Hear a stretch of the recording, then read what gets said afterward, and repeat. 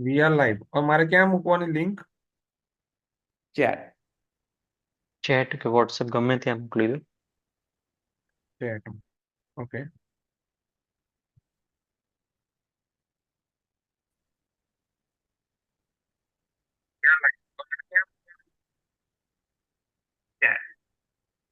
Chat કે WhatsApp ગમે ત્યાં મોકલી દો.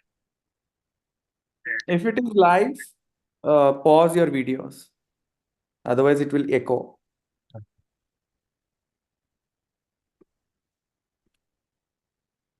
ડન. All right. सर्व को जय श्री कृष्ण. जयति श्री वल्लभार्यो.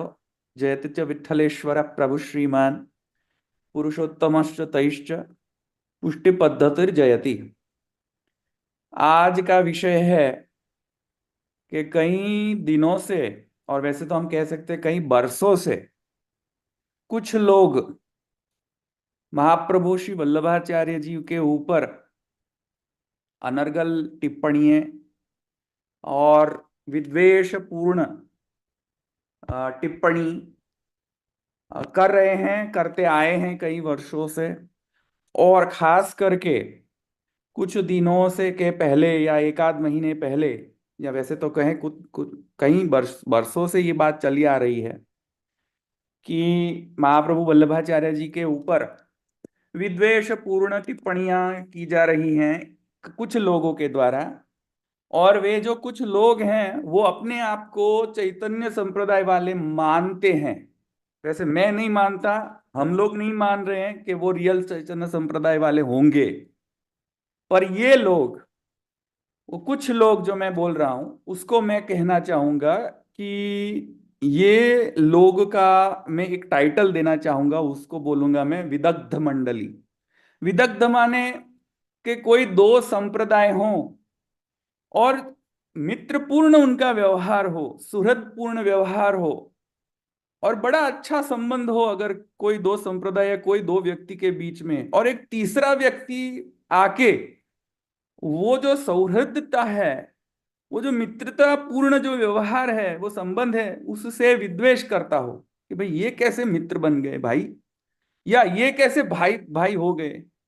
तो ऐसे जो लोग हैं उनको मैं विदग्ध मंडली कह रहा हूं। वे चैतन्य संप्रदाय के अंतर्गत नहीं मानता मैं। ये कोई थर्ड पार्टी है, न तो कोई वैष्णव संप्रदाय के से बिलोंग करते हैं, न तो चैतन्य संप्रदाय वाले हैं, या न तो पुष्टि संप्रदाय वाले हैं। ये कोई विदग्ध मंडली के लोग हैं जो कॉन्स्टेंटली असामाजिक तत्व जैसे जैसे करते हैं, वैसे कॉन्स्टेंटली दो संप्रदाय या कई संप्रदाय के बीच में एक प्रकार का विद्वेषपूर्ण माहौल जो है वो क्रिएट करना चाहते हैं। वही उनका एक ऑब्जेक्टिव रहता है। उनमें से ये विदग्ध मंडली में से एक जो व्यक्ति है जो कॉन्स्टेंटली श्री महाप्रभु वल्लभाचार्य जी, श्री विठलनाथ जी और पुष्टि संप्रदाय के जो सिद्धांत हैं उस पर माने अनर्गल टिप्पणियां और डिसरिस्पेक्टफुल कमेंट्रीज की हैं, उनमें से ये विदग्ध मंडली के अंतर्गत उसका नाम है मृणाल शर्मा। और उस मृणाल शर्मा ने उसकी जो वीडियो वायरल हुई उसके अंतर्गत जो भी उसने टिप्पणियां की, उस टिप्पणियों पे हम आज विचार करेंगे कि उसने क्या कहा।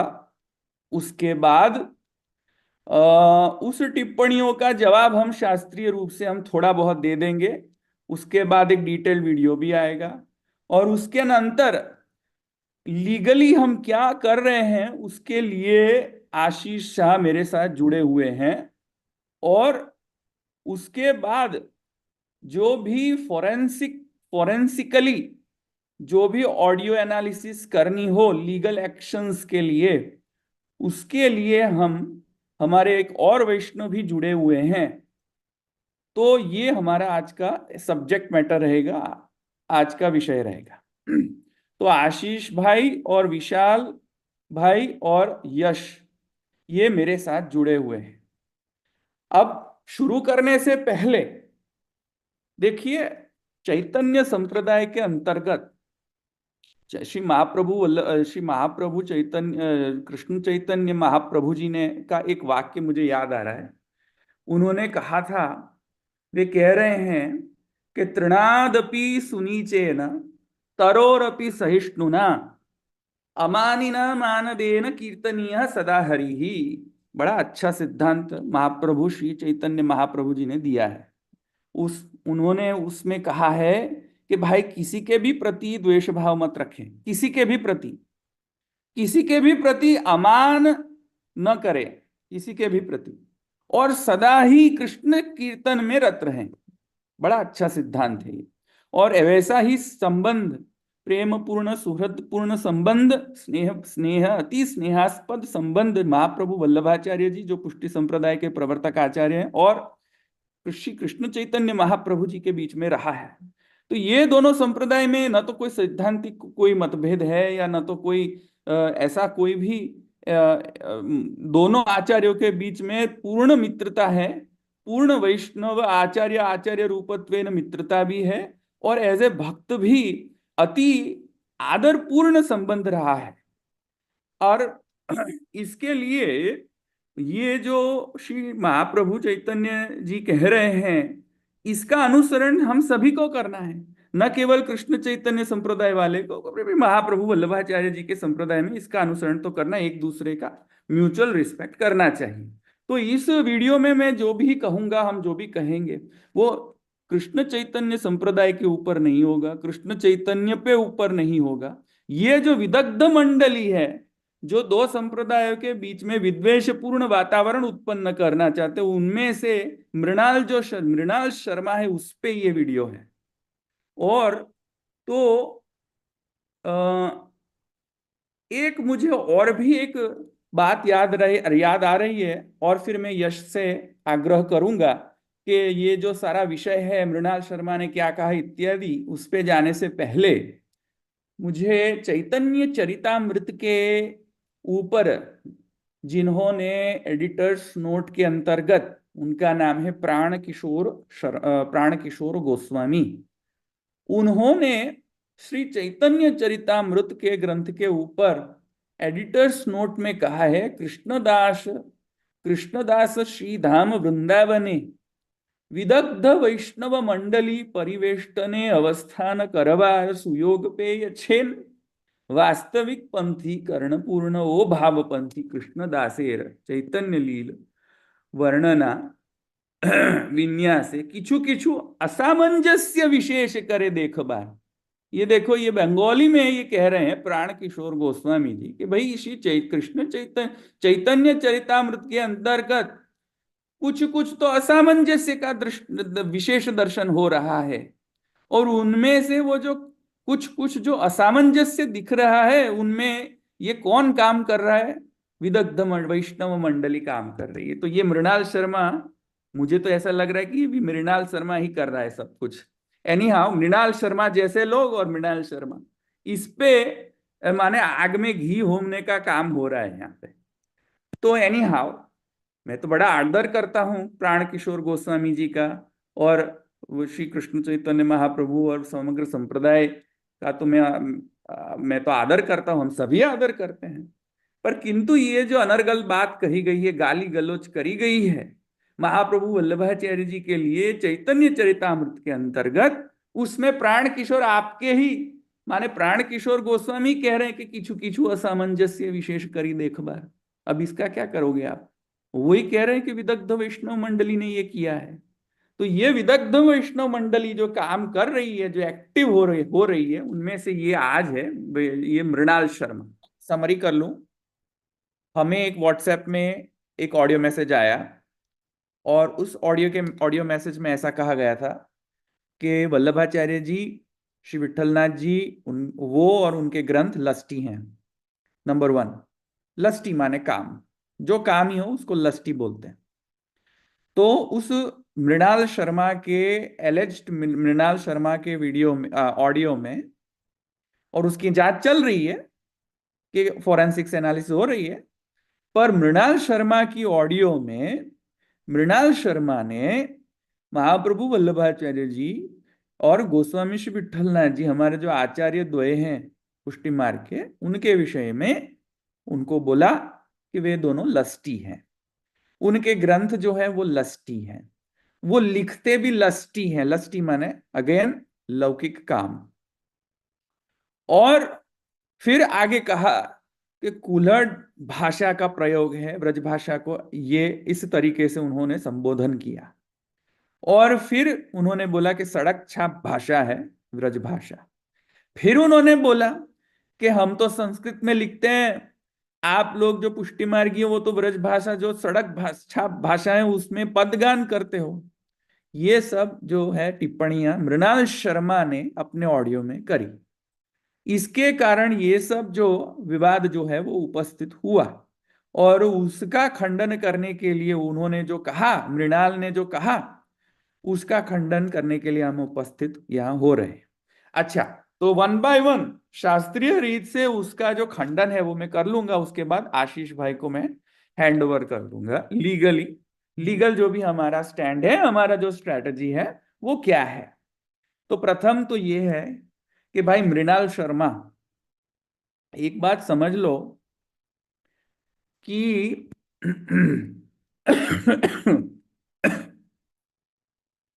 पुष्टि मार्ग जो है, पुष्टि मार्ग वैदिक संप्रदाय, और वैदिक संप्रदाय में वेद उपनिषद इत्यादि सर्वशास्त्र जो है वो प्रमाण गिने गए। और उसमें एक जो कॉन्सेप्ट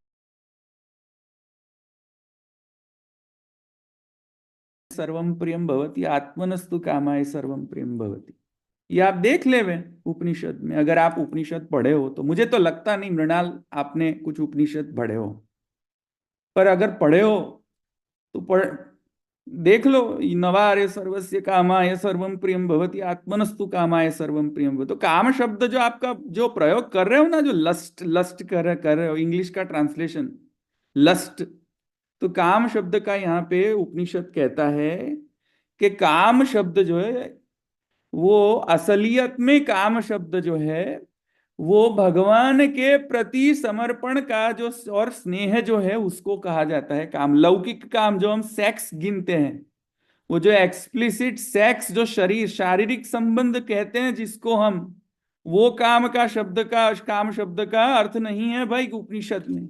नवारे सर्वस्य कामाय सर्वम प्रियम भवति आत्मनस्तु कामाय सर्वम प्रियम भवति, ये उपनिषद का वचन है भाई। दूसरा कि भाई जब भगवान में उस अलौकिक स्नेह का जब सिद्ध, अलौकिक स्नेह भगवान उस परब्रह्म में सिद्ध हो जावे, तब जो है वो उपनिषद कहता है सत्यम ज्ञानम अनंतम ब्रह्म यो वेद निहितम गुहायाम परमे व्योमन सोष्णुते सर्वान कामान, कामान शब्द सोष्णुते सर्वान कामान स ब्रह्मणा विपश्चिता। अब आप बोलोगे कि वो उपनिषद भी लस्टी है, मृणाल शर्मा बोलो उपनिषद लस्ट कह रहा है? ये सर्वान कामान सह ब्रह्मणा विपश्चिता उसका भाष्य करके बताए मृणाल शर्मा, कहाँ है ये लस्ट है? उपनिषद को जाके बोलो भाई कि काम शब्द का क्यों उपयोग कर रहे हो। सोष्णुते सर्वान कामान सह ब्रह्मणा विपश्चिता, उसमें तो क्लियरली लिखा है कि भक्त जो है वो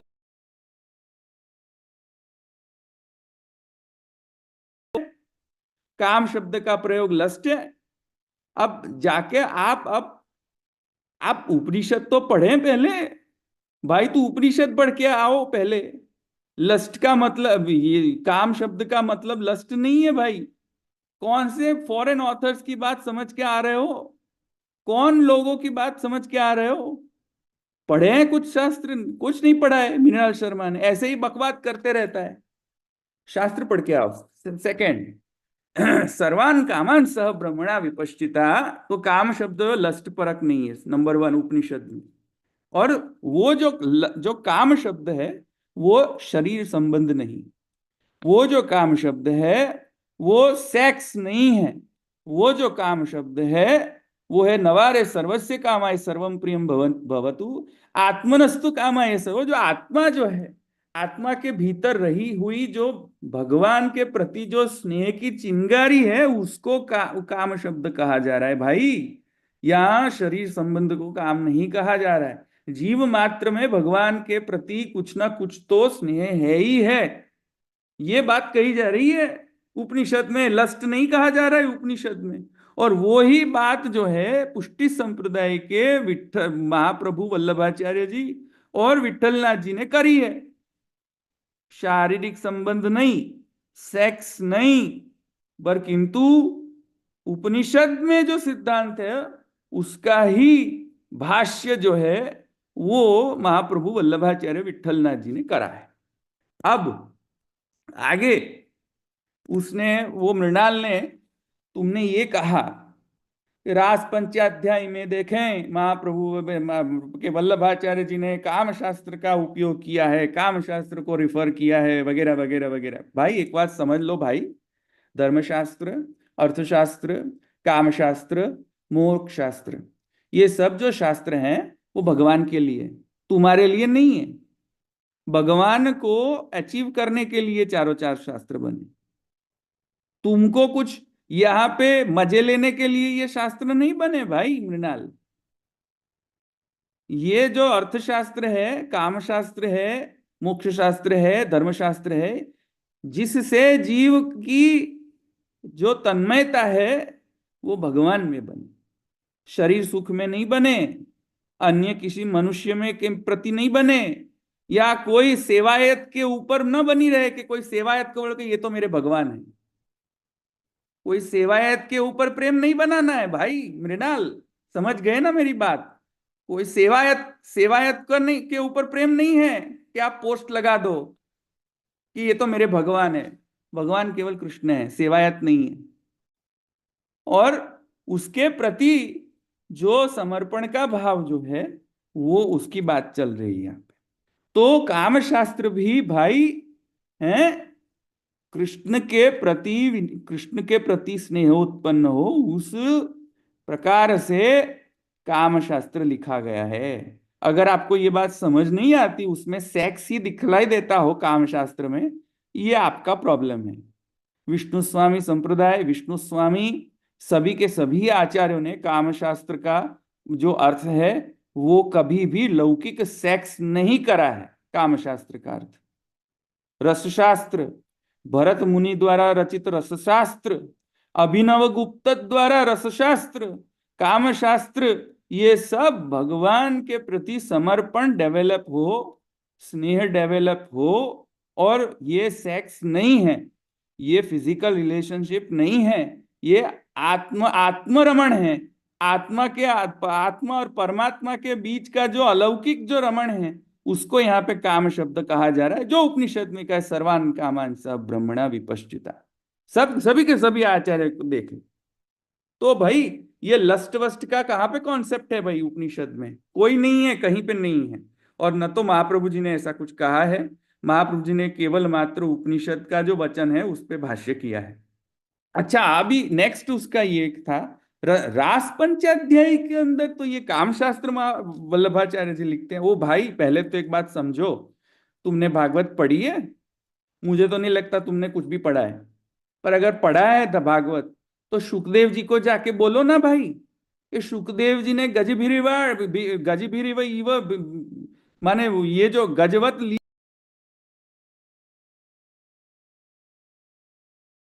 नहीं है, और जो रासलीला में जो वर्णन आता है वो सुखदेव जी का वर्णन है, महाप्रभु वल्लभाचार्य जी का वर्णन नहीं है।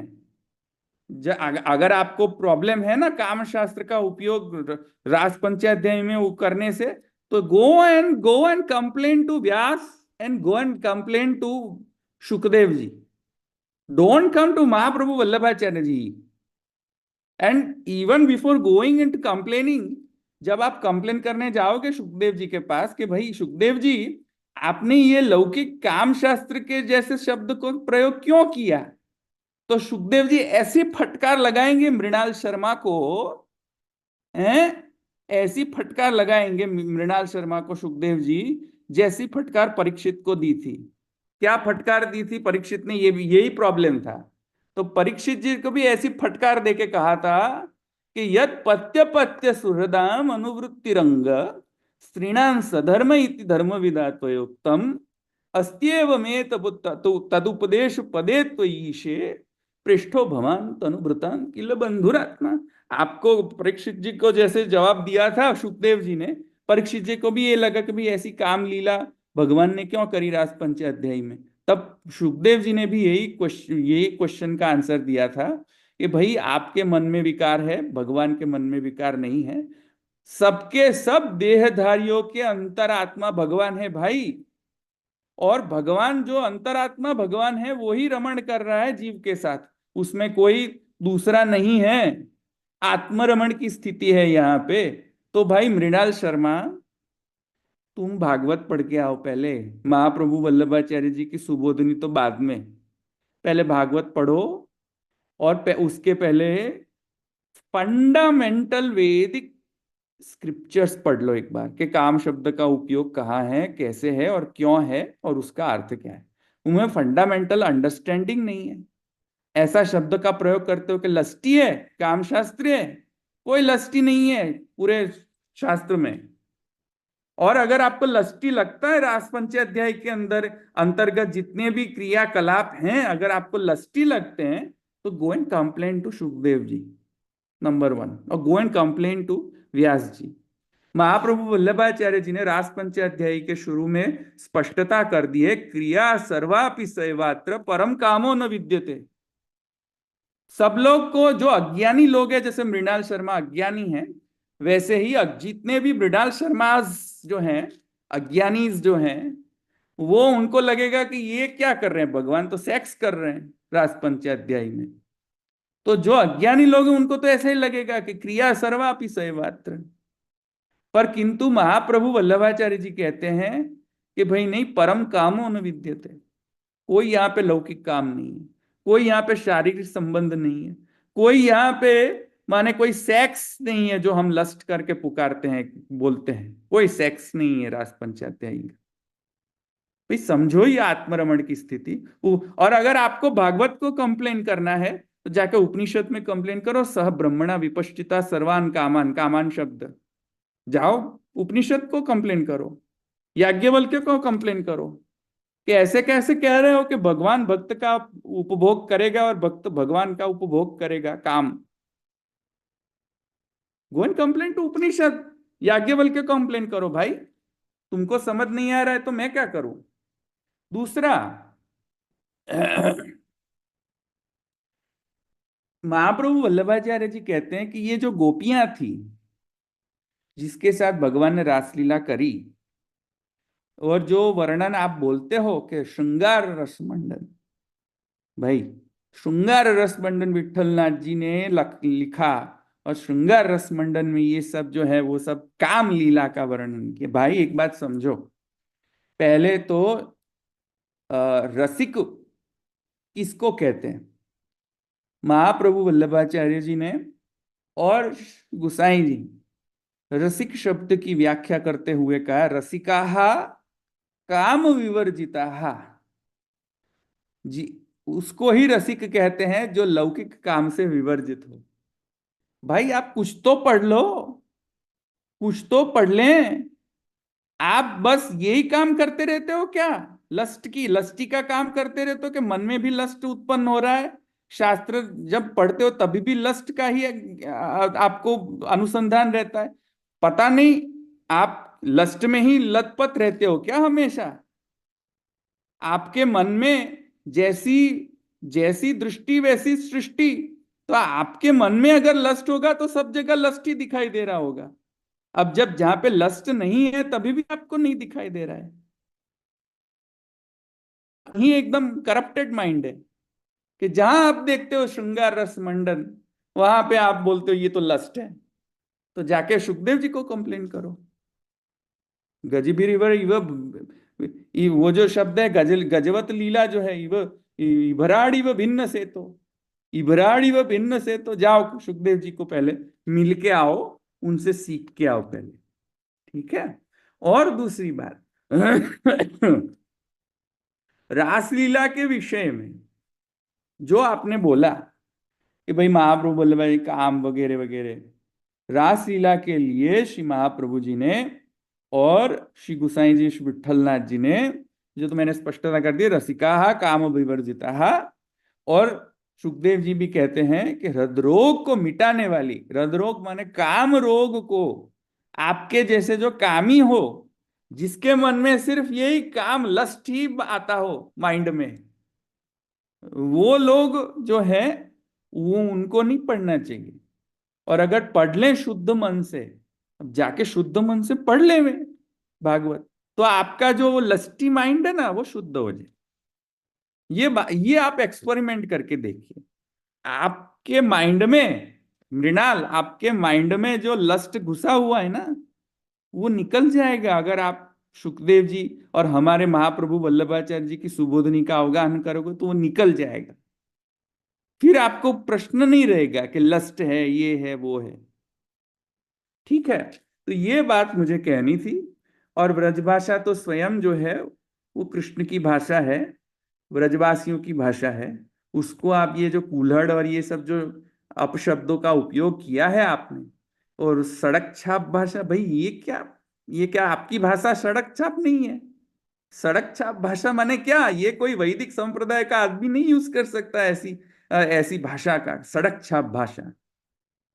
ठीक है ना? तो ये सब मत करें। आप जो हैं वो विदग्ध मंडली के हैं, आपको विद्वेष अच्छा लगता है। और अब आप अगर अगर कोई भी अनर्गल टिप्पणियां वैष्णव संप्रदाय के लिए आप करेंगे, we will go to the maximum extent possible, legally maximum extent possible, to make sure this doesn't happen. And the honorable courts, we will seek the advice of the honorable courts to make sure this matter is settled down. And for that, I'll turn it over to Ashish sir. सर्व वैष्णव ने भगवत स्मरण, पंजय सततम श्री गोवर्धन दर પાલ નિજદાસન। ધવલભાઈ, યશભાઈ, આપે બહુ ખૂબ સુંદર રીતે શાસ્ત્રીય દ્રષ્ટિએ જવાબ આપી દીધો છે। હવે sorry, I have to talk to Hindi ना। हाँ, आप सबने, हाँ, आप सबने खूब सुंदर उत्तर दिया हुआ है इसको। तो मैं सीधे अपने लीगल पॉइंट ऑफ व्यू से आप सबके सम्मुख रखूंगा, तो ओवरलैपिंग ना हो। तो सबसे पहली और इम्पोर्टेंट बात यह है कि मृणाल शर्मा ने खुद ही पहले तो उनका कोई आईडी वगैरह अवेलेबल नहीं था हमारे पास। मतलब सिर्फ एक इंस्टाग्राम आईडी अवेलेबल था और एक व्हाट्सएप का नंबर हमको उनका प्राप्त हुआ। फिर हमने जब जांच पड़ताल की तो उनका चैतन्य सिद्धांत परिषद के साथ जुड़ाव है, शायद वो उनके फाउंडर मेंबर हैं। तो हमको उनका ईमेल आईडी मिला जिन पे हमने उनको नोटिस सर्व कर दी है। और उन्होंने लगभग 7-8 दिन तक अपने सभी आईडीज को लॉक कर दिया। फेसबुक हो, इंस्टाग्राम हो, वो कहीं पे भी उपलब्ध नहीं थे।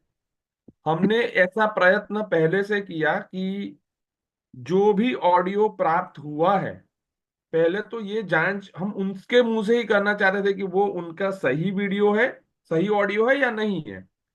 पर ना वो फोन पे अवेलेबल थे, मतलब व्हाट्सएप कॉल पे अवेलेबल थे, उनका जो नंबर था वो बंद आ रहा था।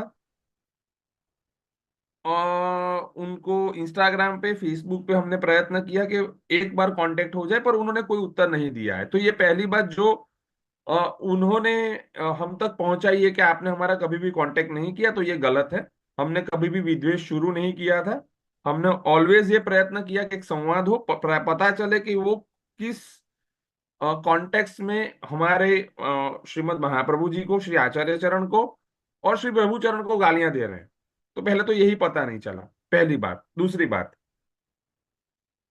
जब उन्होंने ये एक्सेप्ट कर लिया कि उनको लीगल नोटिस मिल चुकी है, तो उन्होंने डर के एक उत्तर दिया कि ये तो मेरी ऑडियो थी ही नहीं। तो सबसे पहली बात, अगर ये उनकी ऑडियो ही नहीं थी तो वो 7 दिन तक चुप क्यों रहे?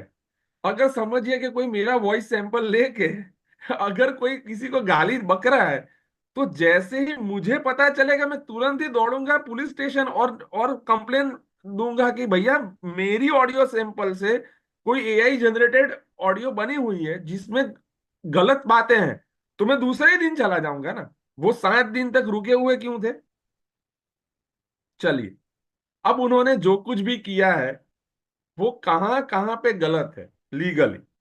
सबसे पहली बात, section 66A of IT act, किसी भी प्रकार का गलत भाषा का उपयोग करना जिससे अन्य को ठेस पहुंचे, मतलब जिसको हेट स्पीच बोलते हैं, सबसे पहला तो वो उनका गुनाह है जो वो इंटरनेट से, सोशल मीडिया के माध्यम से कर रहे हैं। अब उनके कुछ अनुयायी ने इस पे प्रश्न पूछा है कि भैया आपको ये ऑडियो कहाँ से मिला, ये तो फॉरवर्डेड ऑडियो है, आपने चोरी किया उनके प्राइवेट ग्रुप में से। सबसे पहली बात, सोशल मीडिया के अंदर कोई पब्लिक ग्रुप हो या प्राइवेट ग्रुप हो, आप अगर हेट स्पीच फैला रहे हो और अगर आप समझ रहे हो कि भैया मैंने एडमिन होके नहीं फैलाई है, मेरे किसी अनुयायी ने फैलाई है, तो भी आप उसके लिए जिम्मेदार हो, क्योंकि आपने सोशल मीडिया के प्लेटफॉर्म पे ये बात की है। ये ऐसा नहीं है कि ये कहीं पे उन्होंने घर पे बैठ के, बाथरूम में बैठ के ऑडियो बनाया था, उन्होंने बाकायदा इसको सोशल मीडिया पे फॉरवर्ड किया हुआ है। तो ये प्राइवेट ग्रुप में था या पब्लिक ग्रुप में था, हम उसमें नहीं जाएंगे, वो ऑलरेडी इसके अंदर गुनहगार हो चुके हैं। दूसरी बात, आईपीसी में स्पष्ट रूप से सेक्शंस दी हुई हैं जिसमें रिलीजियस डेफेमेशन, सबसे पहले तो उन्होंने किसी की धार्मिक भावनाओं के साथ छेड़छाड़ करने का जो प्रयत्न किया है, और उसके बाद जो धार्मिक भावनाएं उन्होंने जो जो शब्द का उपयोग किया है, पहली बात श्री महाप्रभु जी, श्री गुसाई जी के व्यक्तिगत विषय में जो हमारे आचार्य हैं, उसके बाद हमारे इष्ट श्री यमुना जी के विषय में गंदी बात बोली है, जो तो हम यहाँ पे डिस्कस भी नहीं कर रहे हैं। चौथी बात, चौथी बात, उन्होंने बोला है कि ब्रजभाषा एक सड़क छाप भाषा है, मतलब उन्होंने पूरे ब्रज की संस्कृति के ऊपर क्वेश्चन कर दिया। पांचवा, उन्होंने बोला है सबसे ज्यादा कूहड़पना इस पुष्टि मार्ग में है, मतलब पूरे संप्रदाय को उसने गंदा बताया। और अंत में उसने नंदगांव को गंदा बताया, कोठरे ऊपर कोठरी, और उसमें परमानंद, जो उनके शब्द हैं। तो उन्होंने जो ये 6 गुनाह किए हैं, एक तो आचार्य के विषय में, इष्ट के विषय में, पुष्टि मार्ग के विषय में, नंदगांव के विषय में और व्रजभाषा के विषय में, वो 6 चीजों में वो संपूर्ण रूप से ये रिलीजियस डेफेमेशन है। और रिलीजियस डेफेमेशन के अंदर अगर आपने किसी भी तरह से, मतलब कि आप और मैं डिस्कस कर रहे हैं और उसका ऑडियो अगर लीक हो जाता है, तो भी वो रिलीजियस डेफेमेशन ही रहेगा, तो वो इसमें से बच नहीं पाएंगे। और अभी अभी जो वो 2-3 दिनों से संप्रदायों की मित्रता के बारे में जो पोस्ट कर रहे हैं वगैरह, तो उसके विषय में उन्होंने पहले तो कभी बात ही नहीं की। ये तो जैसे ही लीगल नोटिस मिली है वो इंजेक्शन की वजह से वो लोग बोलना शुरू कर दिया है। और अंत में जो उन्होंने ऐसा प्रयत्न किया है, जो आज उन्होंने प्रयत्न किया है मेरे मित्र यश के ऊपर और मुझे, उन्होंने जातिगत गाली दी है। 2 शब्द का उपयोग किया है उन्होंने, नीच शब्द का उपयोग किया है और सूकर शब्द का उपयोग किया है। तो वो धीरे धीरे करके इस लीगल पैकेट के अंदर फंसते जा रहे हैं, ये लीगल जाल में वो फंसते जा रहे हैं, वो खुद ही ऐसे प्रयत्न कर रहे हैं कि वो फंसे। तो रोज जो वो कुछ भी कर रहे हैं, उनसे उनका कुछ भला नहीं होने वाला है। और जो उन्होंने अभी तक जो जो बातें बताई हैं, और उन्होंने जो 2 चीज अगर अगर वो बोल देते कि भैया ये मेरी ऑडियो क्लिप नहीं है, तो वो तो पहले ही दिन बोल देते, तो 7 दिन तो वेट नहीं करते, क्योंकि उनको 4 दिसंबर को लीगल नोटिस इंस्टाग्राम पे एक, और दूसरा उनके जीमेल अकाउंट पे मिल चुकी थी, और तीसरा व्हाट्सएप नंबर पे। तो कहीं पे भी लीगल नोटिस सर्व होने के लिए दूसरे दिन की तो वेट करनी ही नहीं थी, तो उनको 5वें दिसंबर को स्टेटमेंट दे देना था। पर ये पढ़कर जो स्टेटमेंट बोल रहे हैं किसी के सिखाए हुए पर, उससे कोई फायदा नहीं है। और हम उस लोगों को उसमें भी एक प्रॉब्लम ये भी है। ये तो लीगल नोटिस से पहले, कई दिनों पहले ये ऑडियो हो गया है। तो जब उन्होंने देखा कि ये ऑडियो वायरल हो गया लीगल नोटिस पहले, तब उन्होंने प्रकट कर दिया ये तो मैं नहीं हूं, ये तो कोई और है। वो भी नहीं किया। ये तो नहीं, हमने लीगल नोटिस भेजा in response to that he created it. If we would not have send him the legal notice, this would have been there like that. On to his वो नेम। भेजते ही रहता है। तो वो शुरू हाँ। चालू ही रखते हैं कि भैया जितना हो सके उतना दुष्प्रचार करेंगे। और और जब जब ये सब कुछ होने के बाद उन्होंने एक तो दो चीज तो एक्सेप्ट कर ली है। पहली बात कि उनको लीगल नोटिस मिल चुका है, 7 दिन का समय था, उन्होंने कुछ किया नहीं। अब हम लोगों ने सबसे पहला काम साइबर क्राइम में कंप्लेन कर दी है, हमको परसों बुलाया है। हम लोगों ने साथ साथ में फॉरेंसिक जांच के लिए भी उनका वॉइस सैंपल दे दिया, अभी हमको विशाल भाई बताएंगे उसके बारे में। तो वो तो प्रोसेस चल रही है। और जो सबसे इम्पोर्टेंट बात है कि अब वो आके जो जो कुछ भी बोल रहे हैं, अब उनका पहला दायित्व था कि पहले जाके उनको अपना अपने ऑडियो क्लिप का फॉरेंसिक करवाना था कि भैया ये मेरा नहीं है, मैं आपको फॉरेंसिक रिपोर्ट दे रहा हूं। तो उन्होंने तो कुछ किया ही नहीं अभी तक। उन्होंने लीगल एस्पेक्ट से अभी तक उन्होंने ना हमको जवाब दिया है, ना हमको लीगल नोटिस का कोई उत्तर मिला है, ना वो हमको डेफेमेशन की धमकियां दे रहे हैं। वो दे भले, उनको जितना देना है वो दे। पर अल्टीमेटली अगर वो उनका ऑडियो क्लिप नहीं है तो उनको दूसरे ही दिन खंडन करना था। मैं तो बोल रहा हूँ लीगल नोटिस के बाद दूसरे दिन करना था, जो उन्होंने नहीं किया है। तो अब ये जो कुछ भी वो बोल रहे हैं वो सिर्फ लीपाप होती है। और मुझे ऐसा लग रहा है कि once the forensic report will come, the problem will start in a court उनके लिए। अब ऐसा नहीं है कि अब हम लोग बात कर रहे हैं, वो प्रॉब्लम है। फिर डायरेक्ट हमको उनको और उनको आना है ज्यूरिसडिक्शन ऑफ वडोदरा, क्योंकि क्योंकि मेरा रिलीजियस डिफेमेशन हुआ है, तो मैं उनको यहीं पे बुलाऊंगा। तो परसों ही हम लोग तो मतलब साइबर क्राइम में हमने कंप्लेन कर दी, हमको क्राइम ब्रांच ने बुलाया है, तो हम अपना रिप्रेजेंटेशन रखेंगे। साइबर क्राइम से उनको बुलाया जाएगा फॉरेंसिक के लिए, गवर्नमेंट लैब में भी उनको इंडिविजुअली भी बुलाया जाएगा। हम लोगों ने तो दिया ही हुआ है, पर उनको भी बुलाया जाएगा। और उनके उसके लिए उनको या तो वडोदरा या तो अहमदाबाद आना पड़ेगा। तो ये अब वो तैयारी रखे। और वैष्णव संप्रदाय, पुष्टि मार्गीय वैष्णव संप्रदाय बिल्कुल पूरी तरह से लड़ने के लिए, ना यहाँ पे, इवन हाई कोर्ट में। और वहां से ऊपर अगर वो बोलेंगे कि भैया आप हमारे ग्रंथों के बारे में बोल रहे हो, तो उसको चैलेंज करने के लिए हम सुप्रीम कोर्ट तक जाएंगे।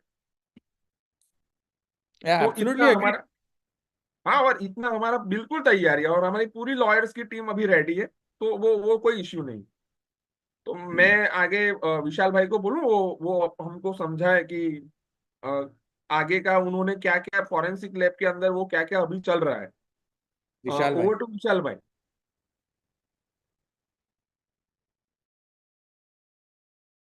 श्री कृष्ण सब वैष्णव को। मैं विशाल शर्मा हूँ और वे फोरेंसिक के अंदर मेरा स्टडीज वगैरह सब चालू है, एनालिसिस वगैरह सब चालू है। जो अभी रिसेंट के अंदर ये जो रिकॉर्डिंग हमें मिला है, जो डिस्प्यूटेड रिकॉर्डिंग जिसको कहेंगे, और मृणाल शर्मा जैसा इन्होंने कहा है कि ये रिकॉर्डिंग उनका नहीं है, वो इसे सरेआम डिनाई कर रहे हैं। तो उन्हें मैं एक चीज ये बता दूं कि वो भले कितनी चीज को डिनाई करें, कुछ भी कर लें, बट फोरेंसिक्स जो है वो हमेशा ट्रुथ पे काम करता है। वो किसी के हाँ या ना बोलने के ऊपर कभी खुद के ओपिनियंस नहीं देता, वो फैक्ट्स के ऊपर चलता है। बायोलॉजिकली अगर हम देखें, हर एक के गले का बनावट अलग होता है। हर कोई अपनी, जो कोई मिमिक्री आर्टिस्ट हो, कोई नॉर्मल पर्सन भी हो, खुद की आवाज को कितना ही चेंज करने की कोशिश कर ले, कितना ही झुठला ले, बट कुछ फ्रिक्वेंसीज ऐसी होती है जो चेंज नहीं होती है। वो अगर इंसान डिटेक्ट नहीं कर सकता तो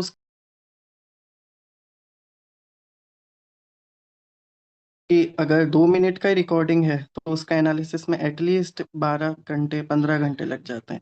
एक सिंपल अगर हाजी नाम का भी वर्ड है, अगर किसी ने हाजी वर्ड भी बोला है, तो उसके भी 8 से 10 टुकड़े होते हैं और एक एक फ्रिक्वेंसी को मैच करते हैं। तो इंसान का बचना तो बहुत मुश्किल है जो झूठ बोल रहा है, पहली बात तो। दूसरी बात कि फोरेंसिक एनालिसिस के दौरान मेरे को खुद को, जो जो चीजें मैंने सुनी उस रिकॉर्डिंग के अंदर, इतनी मतलब शर्मनाक किस्म की बातें करी है उसके अंदर, इतना उसके अंदर इस तरीके के शब्द यूज करें। तो बात तो यही है कि ये खुद को अगर खुद भगवान का भक्त वगैरह कह रहे हैं, तो मैं इनके डिवोशन को क्वेश्चन नहीं कर रहा, मैं उनका एग्जिस्टेंस ही डिनाई कर रहा हूँ इस तरीके की बातें सुनने के बाद में। एनालिसिस के दौरान भी टोन्स में फर्क आता है, सारी चीजों में फर्क आ जाता है, बट जो फ्रिक्वेंसीज है वो कभी नहीं बदलती। कहते हैं ना कि भगवान का सबसे पहला नाम देवताओं ने कहा सत्य। सत्य तो फोरेंसिक निकालेगा ही कैसे ना कैसे, और कोई कहाँ तक बचेगा ऐसे काम करने के बाद में। एनालिसिस चल रहा है। लीगल रिपोर्ट, कोर्ट में एडमिसिबल रिपोर्ट जल्दी तैयार हो जाएगी, और उसके अंदर कोई इनका झूठ, कोई इनका फरेब, किसी भी तरीके की अप्रोच कुछ काम नहीं आएगी। Thank you very much, Vishal.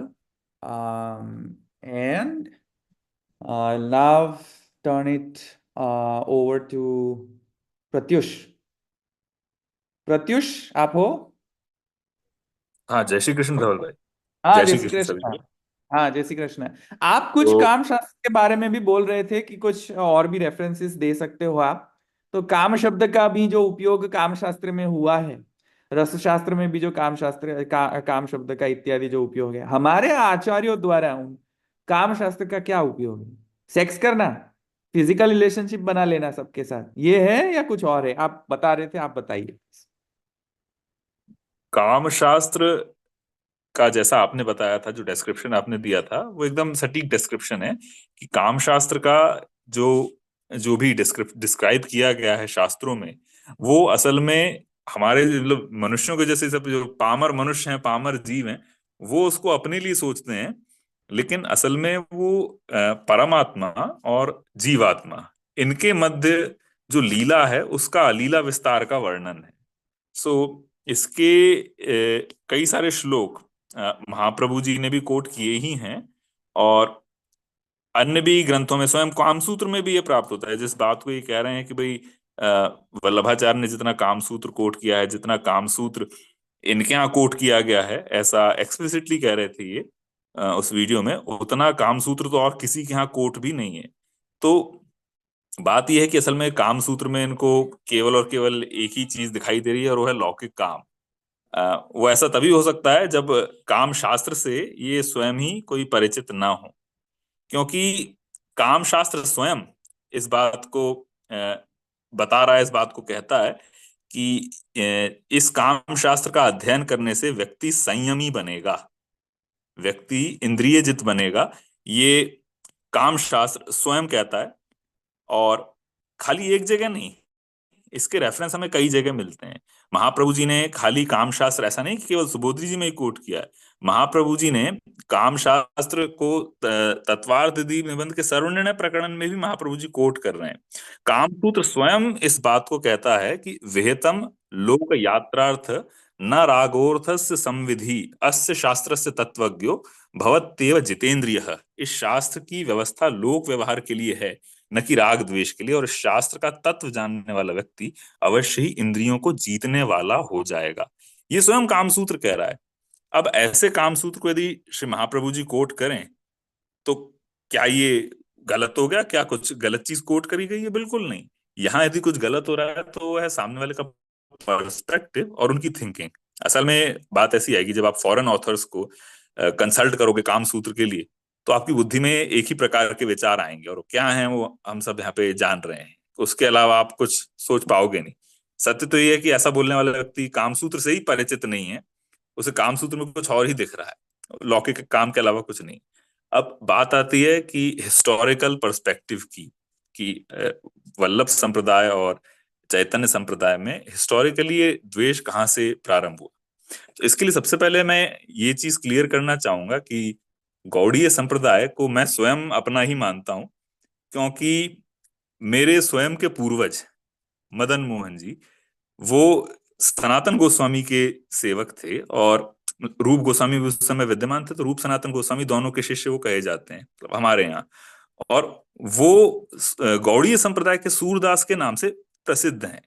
वो मेरे ही पूर्वज थे, और मेरे ही परिवार के कई सारे लोग हैं जो कुछ राधा वल्लभी भी हैं, और कई सारे गौड़ीय संप्रदाय में भी हैं। तो षड गोस्वामियों के ग्रंथों का अध्ययन मैंने प्रारंभ से किया हुआ है, और इवन पुष्टि मार्गी ग्रंथों का अध्ययन करने से पहले तो मैंने प्रभुपाद लीलामृत का अध्ययन कर लिया था, क्योंकि ये प्रभुपाद लीलामृत मेरे नाना जी की प्रिंटिंग प्रेस में छपा था, और मेरे नाना जी, he was a very good friend of Srila Prabhupada. नाना जी का नाम था हित शरण शर्मा, बड़े नाना जी का नाम, और श्री प्रभुपाद के बड़े अच्छे मित्र थे। तो मैंने तो उनके प्रभुपाद,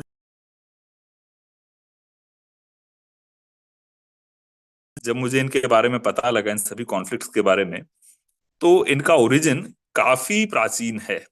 चैतन्य चरितामृत से ये सारे कॉन्फ्लिक्ट्स ओरिजिन में आते हैं। चैतन्य चरितामृत में कहाँ कहाँ कॉन्फ्लिक्ट आता है पुष्टि मार्गी संप्रदाय से, उसका डिटेल्ड एनालिसिस इस समय तो हम नहीं देख पाएंगे, अगली वीडियो में हम उसको जरूर क्लियर करेंगे। तो श्रीनाथ जी का प्राकट्य जो उसमें है, उसमें ही कई सारी श्रीनाथ जी के प्राकट्य को लेकर के मिथ्यावाद यदि की जा रही है, तो पूरी प्राकट्य वार्ता और वार्ता साहित्य जो प्रामाणिक रूप से हमारे पास में विद्यमान है, उसके अगेंस्ट में जा रही है। और खाली इतना ही नहीं, चैतन्य भागवत के ही अगेंस्ट में जा रही है। इसको हम डिटेल में देखेंगे कल। तो ये तो हमारा पहला है कि जो श्रीनाथ जी के प्राकट्य संबंधी है वो ही इसमें गलत है। दूसरा चैतन्य चरितामृत में आता है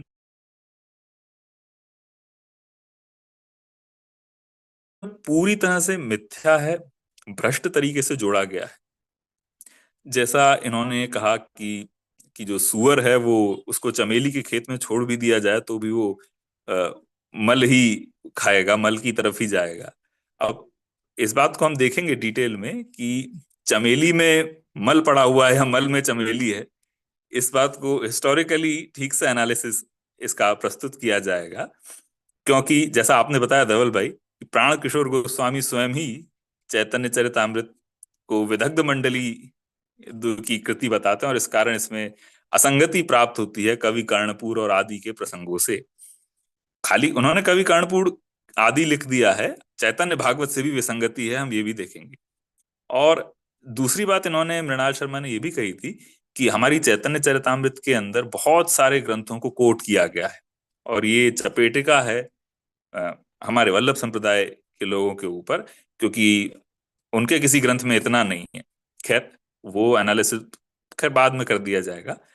बात इतनी है कि ये ग्रंथों को जो कोट किया गया है, इसी को हमने भी पॉइंट बनाया, इसी को मैंने भी मुद्दा बना करके रखा है, क्योंकि इतने ग्रंथों को कोट करने वाले, पद्म पुराण को कोट करने वाले पद्म पुराण के अगेंस्ट फिर कैसे जा सकते हैं? जिसने पद्म पुराण का अध्ययन किया है, पद्म पुराण में, वराह पुराण में जो वैष्णव अपराध बताए हुए हैं, जिनके ऊपर गौड़ीय आचार्यों द्वारा विशद व्याख्याएं प्राप्त हैं संस्कृत में, उनको सबको पढ़ने वाला व्यक्ति कैसे वैष्णव अपराध कर सकता है? फिर से कैसे पद्म पुराण वराह पुराण के अगेंस्ट में जा सकता है? तो ये तो हमारे लिए प्लस पॉइंट था। दूसरा, चैतन्य भागवत को कह रहे हैं कि हमने इसको पढ़ा है, पढ़ने के बाद भी उससे विरोधी बात कैसे कर सकते हैं? जाहिर सी बात है, विरोधी बात किसी और ने करी है, जिसने चैतन्य भागवत पढ़ी है वो विरोधी बात नहीं करेगा। सो यही सिद्ध करता है, इन सब का कोटेशन ही सिद्ध करता है कि इस ग्रंथ के साथ छेड़छाड़ की गई है। इसके और भी प्रमाण हम लोग इसी ग्रंथ से और देखेंगे। तीसरी चीज, विश्वनाथ चक्रवर्ती जो बातें कह रहे हैं, प्रकटित निज शक्त्या वल्लभाचार्य भक्त्या स्फुरतु हृदय सैव श्रील गोपाल देव, वो बात चैतन्य चरितामृत की विरोधी हो जाती है, क्योंकि इसमें तो कहीं भी महाप्रभु वल्लभाचार्य का वर्णन श्रीनाथ जी के साथ है ही। सो इस तरह की और भी कई चीजें हैं। ये चैतन्य चरितामृत कहती है, फल्गु प्राय भट्टेर नामादि सब व्याख्या सर्वज्ञ प्रभु जानी तारिन करे न उपेक्षा। क्योंकि सुबोधिनी जी फल्गु प्राय थी, अर्थात फालतू थी, और चैतन्य महाप्रभु सब जानते थे, सो दैट्स वाई वो अपेक्षा कर रहे थे। इस तरह की बात आ रही। और जबकि वहीं विश्वनाथ चक्रवर्ती शारार्थ दर्शिनी में कई स्थानों पर महाप्रभु वल्लभाचार्य जी का ससम्मान उल्लेख कर रहे हैं, सुबोधनी का उल्लेख कर रहे हैं, और सुबोधनी की व्याख्या प्रस्तुत कर रहे हैं। तो क्या उनके पास चैतन्य चरितामृत नहीं थी, उन्होंने पढ़ी नहीं थी? और सबको ये भी ज्ञात है कि विश्वनाथ चक्रवर्ती ने टीका लिखी है, संस्कृत टीका लिखी है चैतन्य चरितामृत के ऊपर। कौन सी चैतन्य चरितामृत में उन्होंने संस्कृत टीका लिखी, जिसको आज अपूर्ण बताया जा रहा है, जिसको प्रकाश में नहीं लाया जा रहा है? खैर, मेरे संज्ञान में कुछ घर हैं, प्राचीन घर हैं, जहां पर विश्वनाथ चक्रवर्ती की संस्कृत टीका विराज रही है, लेकिन प्रकाश में नहीं लाई गई है। क्या कारण है उसका तो यही जाने, और विश्वनाथ चक्रवर्ती क्यों ऐसा लिख रहे हैं, ये इसके भी कारण यही जाने। खैर, संभावनाएं इसकी बहुत सारी उभरती हैं, जिनको पुनः हम लोग कल डिस्कस करेंगे नेक्स्ट अपने वीडियो में। इसके बाद बात आती है कि ये सब बातें इस तरह से बढ़ती गई, और फिर टाइम आता है प्रभुपाद का। प्रभुपाद और ये गौड़ीय मठ का। गौड़ीय मठ के संस्थापक भक्ति सिद्धांत सरस्वती, इनके पिताजी भक्ति विनोद ठाकुर, इन्होंने भी कई बातें कही हैं। 3-4 बातें इनकी ऐसी हैं जो कि हिस्ट्री के अगेंस्ट में जा रही हैं, हमारे संप्रदाय के अगेंस्ट में जा रही हैं। उन सबका हम डिटेल एनालिसिस देखेंगे। जैसे वो कहते हैं कि महाप्रभु श्री वल्लभाचार्य ने एक बार अपना तत्वार दीप निबंध जीव गोस्वामी को दिखाया, एंड जीव Goswami pointed out so many disgraceful opinions of Vallabhacharya. Disgraceful, ये शब्द वो यूज कर रहे हैं.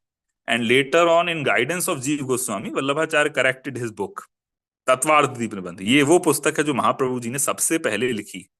Tattvartha Deep Nibandh is the first book written by Shri Mahaprabhu ji, Brahma Sambandh के पहले और जगन्नाथपुरी के शास्त्रार्थ यानी 1488 के तुरंत बाद, और ब्रह्म संबंध यानी 1492 के पहले. ये सबसे पहले लिखा गया ग्रंथ है महाप्रभु जी का. और ये भी हमें वार्ता साहित्य से ज्ञात होता है कि वृंदावन में महाप्रभु जी ने इसको लिखना प्रारंभ किया था जब महाप्रभु जी व्रज पहली बार पहुंचे.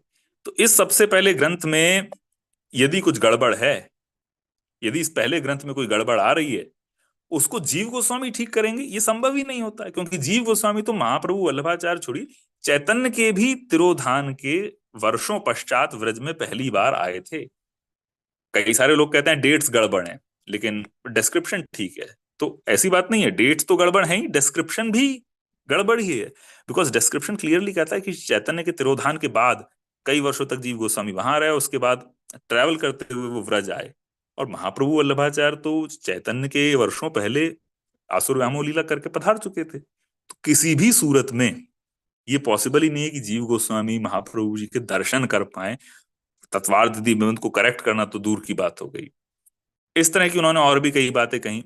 पुष्टि संप्रदाय को घास के तुल्य उन्होंने बताया है, और उसका भी हम लोग देखेंगे. उसका भी खैर धवल भाई ने, उसका आपने पहले एक वीडियो बना के उसको क्लियर किया ही था. वो भी भक्ति विनोद ठाकुर द्वारा ही लिखा गया था. केदारनाथ दत्त इनका नाम था. और इनके पश्चात आते हैं ये वार्ष भान वीदयित दास जी, यानी भक्ति सिद्धांत सरस्वती ठाकुर, गौड़ीय मठ सेवक, इनके शिष्य थे. इन्होंने भी ऐसी भक्ति सिद्धांत सरस्वती कई सारी बातें कही.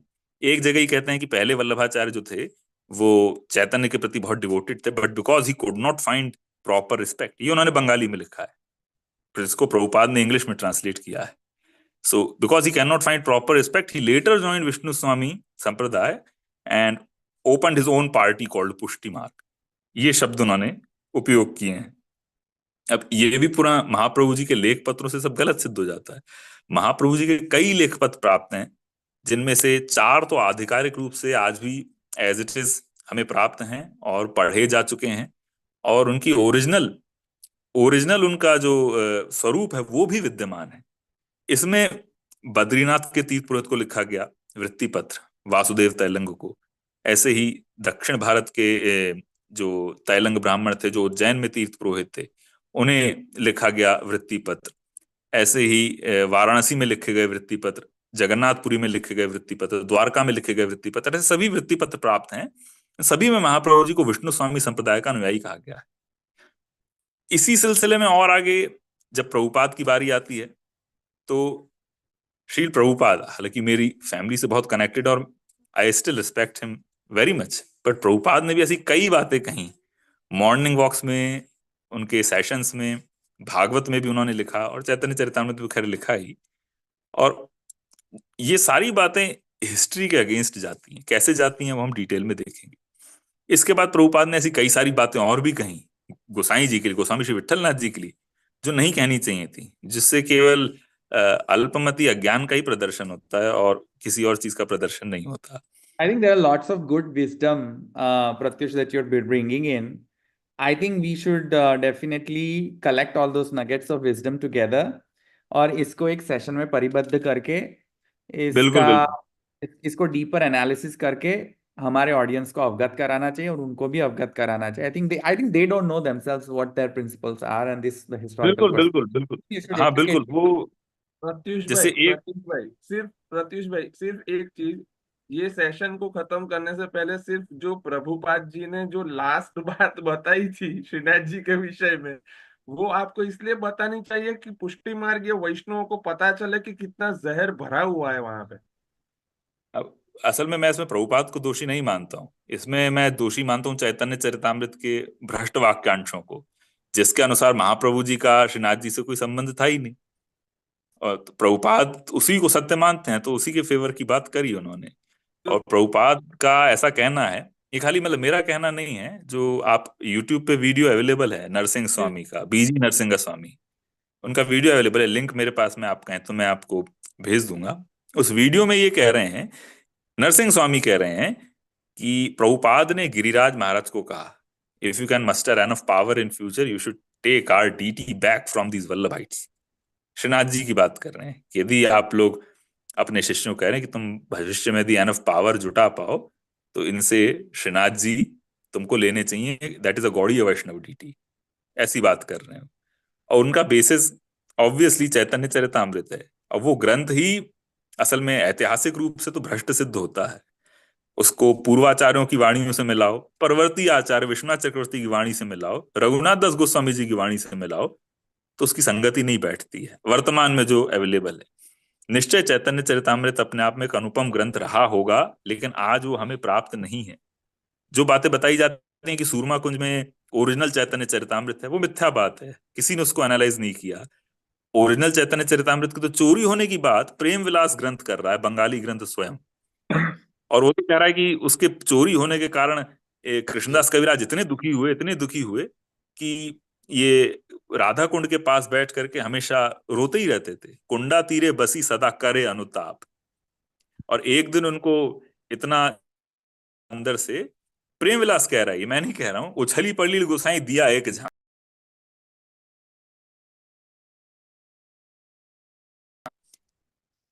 विरह वेदना का सही पराने। कौन आई कितने थिंक दिन तक अपने इसकी विरह वेदना कर सकता है, इसका डिटेल एनालिसिस हम लोग देखेंगे। Yeah, right. I think you should have a separate session on that. But no, this is sure this sure. is super nice, super nice. Thank you for sharing, Pratyush bhai. Um, I think before concluding the session, इस session को um, इस session को conclude करने से पहले there's I mean we'll take some questions. आशीष भाई, if you can, आप अगर coordinate कर सको, आपके यहाँ जो भी questions आ रहे हो और आपको लेने हो जो भी, तो आप ले सकते हो। But before that, just wanted to conclude कि कृष्ण भक्ति पर अपने एकाधिकार की मनोवृत्ति से ग्रस्त, मैं शब्द का प्रयोग बड़ी बड़ी सिस्टमैटिकली कर रहा हूं, monopolization, to monopolize Krishna devotion is, ऐसे जो मानसिकता धराने वाले जो लोग हैं कि कृष्ण भक्ति के तो हम ही एक मोनोपोली हैं, बस कोई और कोई कृष्ण भक्ति नहीं कर सकता, हमसे श्रेष्ठ कोई नहीं कृष्ण भक्ति में, ऐसे जो लोग हैं, ऐसी मनोवृत्ति से ग्रस्त जो विदग्ध मंडली, जो मैंने पहले ही डिफाइन कर दिया था, विदग्ध मंडली, जिसको हमेशा द्वेषी रहता है, दो संप्रदाय को कैसे लड़ाया जाए, बस उसमें उनकी मनोवृत्ति रहती है। जैसे मृणाल शर्मा जो है, वो वैसी व्यक्तियों में से ये एक व्यक्ति ऐसी है, ये जिसको हमेशा दो संप्रदाय को लड़वाना है बस। न तो कोई श्री चैतन्य महाप्रभु जी में और श्री वल्लभाचार्य महाप्रभु जी में कोई विद्वेष था, न तो उनके सिद्धांतों में कोई विद्वेष है, लेखन में विद्वेष है, न तो कोई लौकिक काम है उनके दोनों के लेखन में कोई भी लौकिक काम नहीं है। दोनों के लेखन में कृष्ण भक्ति कूट कूट के भरी हुई है, दोनों सर्वश्रेष्ठ कृष्ण भक्त हैं। फिर भी मृणाल शर्मा का प्रॉब्लम क्यों? क्योंकि Mrinal Sharma is going with the one point agenda to defame the Pushti Marg, ऐसा मुझे लगता है। तो जो भी मनोवृत्ति से ग्रस्त ऐसे लोग, जिसमें से एक मृणाल शर्मा है, वो वल्लभाचार्य महाप्रभु जी के बारे में अनेक प्रकार की अपमानजनक बातों का प्रचार करते रहते हैं सोशल मीडिया में। और उनमें से एक सोशल मीडिया में जो अभी ऑडियो आया है, उसके विषय में हमने ये प्रस्तुत किया खंडन। आगे भी हम एक सीरीज चलाएंगे, मृणाल शर्मा के जितने भी एलिगेशंस हैं महाप्रभु जी के ऊपर, अपमानजनक शब्दों का प्रयोग जो किया है उसने, उसका अब हम सीरीज चलाएंगे और सभी के सभी संप्रदाय, दोनों संप्रदाय के अनुयायी को हम बताएंगे। क्योंकि ये सुहृदपूर्ण जो व्यवहार है, संबंध है, एक एक एक एक बैलेंस है, इकोलॉजिकल बैलेंस है, दोनों संप्रदाय में बना रहना चाहिए, हार्मनी बनी रहनी चाहिए दोनों संप्रदाय में। Peace and interfaith harmony is absolutely a necessary thing, और मृणाल शर्मा जैसे विदग्ध मंडली लोग उसको डिस्टर्ब नहीं कर सकते, absolutely not. And if Mrinal Sharma tries to go to the further extent, we will seek the shelter of honorable courts to the maximum extent possible. और उसके लिए हमें फंडिंग की कोई प्रॉब्लम नहीं है भाई। मृणाल शर्मा, आप 2 दिन के बाद अपने लॉयर से नोटिस का रिप्लाई देने वाले थे, क्या हुआ भाई? कहां गई वो नोटिस? है कहां? आज 5 दिन हो गया भाई। आशीष भाई, कितने दिन हो गए भाई? कितने दिन? और क्या देख देख पढ़ पढ़ पढ़ के किसी ने बोला है क्या कि ऐसे पढ़ के बोलो? कहाँ है हमारी नोटिस का जवाब? कहाँ है? नोटिस के जवाब का टाइम खत्म हो चुका है Dhaval bhai. So no need. दूसरा, उनके उनके कुछ चेले चपाटे, मैं शब्द का ठीक प्रयोग कर रहा हूँ, चेले चपाटे हमको चैलेंज कर रहे थे कि सामने आइए सामने आइए। तो मैं आज आपकी तरफ से चैलेंज स्वीकार कर रहा हूँ। हमारी जो पूरी टीम है वो रेडी है। हम लाइव स्ट्रीमिंग पे आने के लिए तैयार है विथ ऑल प्रमाण। अगर आप में हिम्मत है तो सामने आइए, शास्त्र चर्चा करिए, उपयुक्त शब्दों के साथ, संयमित शब्दों के साथ शास्त्र चर्चा करिए। जो उनकी बहुत इच्छा है, उनको उनको बहुत ऐसा है कि हम ऐसा करना चाहते हैं, तो हम आप सभी का चैलेंज स्वीकार कर रहे हैं। आपको जब मन हो, पर लाइव स्ट्रीमिंग होगा तो वो पहले समझ लीजिएगा। और जब भी आए, अपने संप्रदाय के आपके पास उपस्थित ग्रंथों के साथ नहीं, साथ साथ में जो प्राचीन ग्रंथ है उसके साथ आए और चर्चा करें। और किसी को भी ये समझने की जरूरत नहीं है कि हमने सिर्फ नोटिस दे दी है, हम आगे कुछ नहीं करने वाले। इसीलिए मैंने परसों के अपने लाइव सेशन में साइबर क्राइम का कंप्लेन दिखाया था सबको। तो वो उससे ज्यादा मुझे और कुछ करने की जरूरत नहीं। हमको अपॉइंटमेंट परसों की मिली है, मंगलवार की। तो हम आप सबको परसों दिखा देंगे कि आगे का स्टेटस क्या है। तब तक विशाल भाई ने भी बोला है कि फॉरेंसिक का भी रिपोर्ट आ जाएगा। तो मुझे ऐसा लग रहा है कि हम लोगों ने आपको अब घेर लिया है। अब आपकी जिम्मेदारी है कि आपको प्रूव करना है। ओनस इज ऑन योर्स, कि आप प्रूव करें कि आप गलत नहीं है। हमको ये प्रूव नहीं करना है कि आप गलत नहीं है या सही है। हमको कुछ प्रूव नहीं करना है, आपको प्रूव करना है कि आप गलत नहीं है। एब्सोल्युटली। एंड एक बात ये भी मुझे जान में आई है, उनके उसके उसके जो चेले चपाटे हैं, वो क्या है कि असत्य बोल बोल के एक ऐसा माहौल क्रिएट कर रहे हैं कि जिससे 100 बार कोई असत्य बोल दे तो सत्य बन जाता है लोक व्यवहार में। शतधोक्तम है, शतधोक्तम अनुत्रम सत्यम। कोई चीज को शतधा अनृत कहा जाए, मतलब एक शतधा असत्य बोल बोल करें, 100 बार असत्य बोल दो तो कोई अज्ञानी जो जो जो अज्ञानी लोग हैं उसको सत्य मान लेंगे।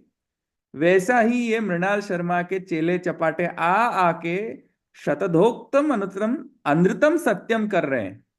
ये सब शतधोक्तम अनृतम सत्यम का जो भांडा है वो ऑनरेबल कोर्ट्स में फूट जाएगा। बिल्कुल ठीक है। अभी जितने भी लोग शतधोक्तम अमृतम सत्यम झूठ फैलाने की जो जितनी जितनी सोशल मीडिया में रील्स बना रहे महाप्रभु वल्लभाचार्य जी के अगेंस्ट, या झूठ बोलने की जितने भी सोशल मीडिया में फैला रहे हैं, ये सब के सब लोग हमारे ट्रायल में डेफेमेशन केस में इंक्लूड हो जाएंगे। बिल्कुल। तो बी अवेयर।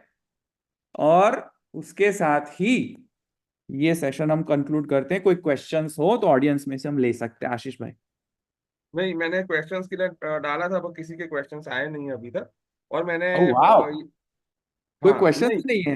नहीं नहीं, मैंने इन लोगों को बोला है कि हमारे अगले सेशन में हम लोग क्वेश्चन आंसर्स के लिए पहले से बोल देंगे। अगर अभी भी कुछ क्वेश्चंस हो तो वो कमेंट सेक्शन में डाल सकते हैं, तो हम अगले सेशन में ले लेंगे। और इस पे हम फ्रूटफुल चाहते हैं कि प्रत्युष भाई और आके हमको हिस्टोरिकल एस्पेक्ट और कुछ दिखाएं, तो हम लोगों की थोड़ी इंसाइट खुले इसमें। हाँ तो धवल भाई, नेक्स्ट, हाँ तो next session with Pratyush we will dive into the details. हम डीपर एनालिसिस में जाएंगे। कृष्ण जो चैतन्य चरितामृत के अंदर कहाँ कहाँ श्री वल्लभाचार्य जी के विषय में कहा गया है, क्या क्या आप शब्दों का, अपमानजनक शब्दों का उपयोग किया है, और रियलिटी क्या है, फैक्ट चेक्स क्या है, and debunk the myths created by the so called description of Vallabhacharya Mahaprabhu Vallabhacharya ji in the so-called Chaitanya Charitamrut Granth. उसके साथ ही हम सेशन को कंक्लूड करते हैं। अगर किसी को कुछ कहना हो कंक्लूड करने से पहले वो आके कह दें। यश, विशाल, प्रत्युष, किसी को भी अगर लास्ट मिनट अगर कोई कुछ जी कहना है तो। जी, I would like to speak something about Subodhini ji. हम्म। तो इन्होंने जो सुबोधिनी जी का वर्णन किया मृणाल जी ने, तो उसमें मुझे एक ही बात कहनी है। उन्होंने नाम महाप्रभु जी के सुबोधिनी जी पढ़े हैं, द्वेषात्मक बुद्धि से थोड़ा सा पोर्शन उठा करके आ, इसका मन पाया अर्थ करके डाल दिया है। पहले भी ये प्रयास इन्होंने करा था कि सुबोधिनी जी में से दिखा करके कि देखो देखो यहाँ पे माधव संप्रदाय को और विष्णु स्वामी संप्रदाय को और रामानुज संप्रदाय की भक्ति को नीचा दिखाया है और अपनी भक्ति को ऊंचा दिखाया है वल्लभाचार्य ने। ऐसी द्वेषपूर्ण अल्पबुद्धि से उन्होंने जो टिप्पणी करी थी तब तो खंडन करा था। तो वो चलो अलग मैटर है, लेकिन इसमें मुझे इतना ही बताना है कि what's the difference between Mrinal Sharma इन दूसरे अन्य संप्रदाय के वैष्णव जिन्होंने एक्चुअली सुबोधिनी जी का अध्ययन करा है और उनके क्या विचार है सुबोधिनी जी पे। तो इसके एग्जाम्पल में एक रामानुज संप्रदाय के टी रमनन जी करके एक श्री वैष्णव हुए हैं। तो उन्होंने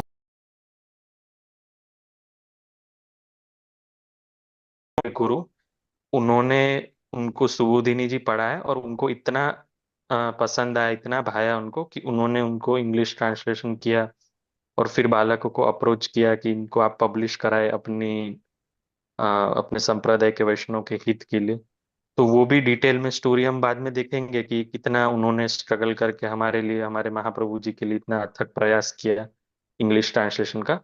तो उन्होंने जो अपना ट्रांसलेशन किया, उस ट्रांसलेशन जो सुबोधिनी जी अवेलेबल है, उन्होंने उसमें एक छोटा सा Mahaprabhu ji and his divine mission, उसमें महाप्रभु जी की जो मिशन है यहाँ पे धरती पे प्रकट होने की, उसमें शॉर्ट में सब बताया है। तो वहां पे उन्होंने जितने महाप्रभु जी के ग्रंथ पढ़े, जितना सुबोधिनी जी उन्होंने समझा, उस हिसाब से वो कितना सुंदर एक बात बता रहे हैं। वो प्रीफेस के बाद जो उन्होंने जो पोर्शन ऐड किया है बुक में, तो उसमें से एक पैराग्राफ में पढ़ना चाहूंगा। और ये पैराग्राफ आप पढ़ के मैं सुनाता और देख, इससे आपको क्लियर डिफरेंस पता चलेगा कि किन्होंने सुबोधिनी जी रियलिटी में पढ़ी है और किन्होंने द्वेषपूर्ण टिप्पणी करने के लिए बस एक पोर्शन मात्र उठाया है।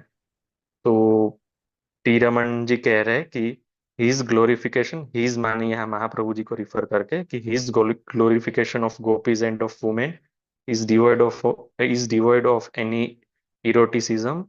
To him the reward of to him the reward for true devotion of the devotee to the Lord is the perfect union of the soul with our Lord, which is realized only when one is altogether free from any earthly and gross elements, and when besides our Lord himself calls the devotee of his own accord to realize and have fellowship with him in that manner. तो बहुत ही सुंदर बात बताई और आगे भी वो बहुत ही इस विषय में बता रहे हैं कि कैसे महाप्रभु जी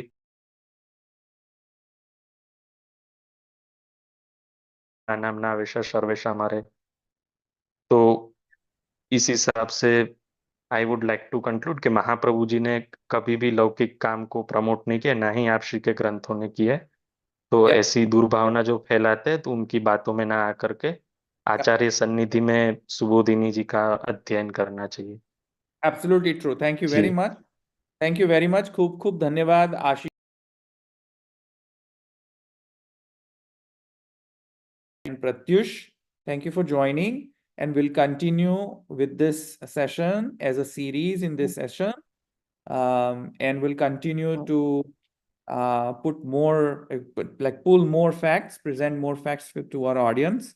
इसके साथ ही सभी को जय श्री कृष्ण। धवल भाई, एक हाँ, छोटी सी बात है और जो कहनी मुझसे बाकी रह गई। अभी रिसेंट में ही ये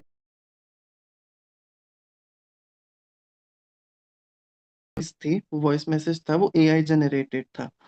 इन्हें मैं ये चीज बता दूं कि वो भली एआई जनरेटेड का ये अगर इस तरीके का एक्सक्यूज दे रहे हैं कि मे बी वो एआई जनरेटेड था या नहीं, इस चीज का भी एनालिसिस है। फॉरेंसिक में इस चीज का भी एनालिसिस है कि whether it was AI generated और एक्चुअली स्पोकन ऑडियो क्लिप। तो इनके जितने भी एक्सक्यूज है वो लिटरली काम नहीं करने वाले हैं यहाँ पे। ये भी कह सकते हैं ये वाले कि किसी ने वॉइस मॉर्फ करके बोला हो, तो वो भी नहीं होगा, बिकॉज जब भी लीगल प्रोसीडिंग होगी आगे, ओके, जो बहुत जल्दी, एज आई बिलीव, उसके अंदर यही इनका जब सैंपल्स लिए जाएंगे इन लोगों से, इन मृणाल शर्मा से, तो वहां पर भी इनकी वॉइस को मैच करेंगे उसके साथ में जो ओरिजिनल डिस्प्यूटेड ऑडियो क्लिप है। वहां पर यही प्रूव होगा अल्टीमेटली कि जो ऑडियो क्लिप था वो एक तो पहली बात रियल था, एआई जनरेटेड नहीं था, एंड सेकंड वो फ्रीक्वेंसी सारी मैच करेगी। तो ये अगर एक्सक्यूज दे रहे हैं, लोगों को गुमराह करने की कोशिश कर रहे हैं और हमारे साथी वैष्णव को बदनाम करने की कोशिश कर रहे हैं कि ये डिफेम कर रहे हैं हमें एआई जनरेटेड क्लिप्स ऐसी बना के, तो वो बिल्कुल गलत है, क्योंकि ये सारी चीजें लीगल वे में इनकी फॉल्स प्रूव होने वाली है अब। या sounds good. Thank you very much सभी को धन्यवाद और सभी को जय Shri Krishna. Thank you. Ji.